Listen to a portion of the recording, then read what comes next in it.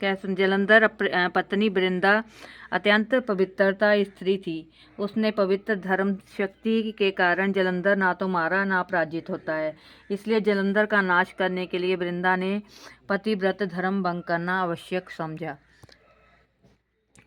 इसके बाद भगवान शिव ने विष्णु का रूप धारण किया और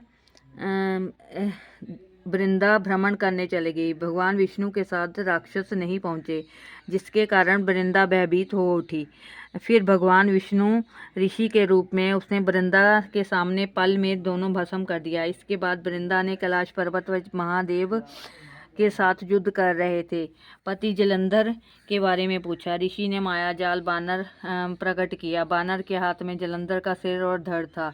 अपने पति की यह दशा देख वृंदा मूर्छित हो गई। जब वृंदा होश में आई तो उसके पति जीवित करने के लिए विनती की। इस भगवान ने अपनी माया से जलंधर को सिर धड़ से जोड़ दिया और फिर आप उसके शरीर में प्रवेश कर गए भगवान शिव, जिससे उसका सत्य तब भंग हो गया। ऐसे ही उधर कैलाश पर्वत पर वृंदा पति जलंधर में हार गया। जब वृंदा को पता चला, उसे क्रोध में आकर भगवान विष्णु को हृदयशिला होने का श्राप दिया। अपने भक्त के श्राप के भगवान विष्णु ने स्वीकार किया कि शालिग्राम पत्थर बन गए। सृष्टि के पालनकर्ता यह देखकर सभी देवी देवताओं ने वृंदा को प्रार्थना की वह भगवान विष्णु को श्राप मुक्त कर दे। वृंदा ने भगवान विष्णु को श्राप मुक्त तो कर दिया, लेकिन आत्मदाह कर लिया। वृंदा भस्म हो गई, तुलसी का पौधा बन गई। भगवान विष्णु ने वृंदा से कहा, हे वृंदा, अब सतीत्व के कारण लक्ष्मी से भी अधिक प्रिय हो गई है। तुम तुलसी के रूप में सदा ही मेरे साथ रहोगी। हर साल कार्तिक महीने में उठावनी एकादशी का दिन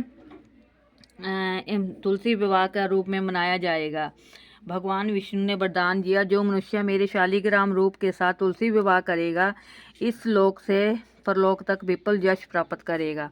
इसके अलावा तुलसी को वरदान प्राप्त होते ही जिस घर में तुलसी रहेगी वहाँ यमदूत भी असमय नहीं जा सकते।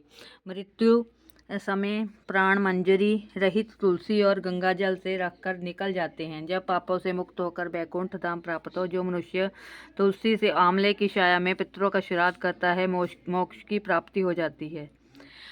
तुलसी माता जी की जय हो।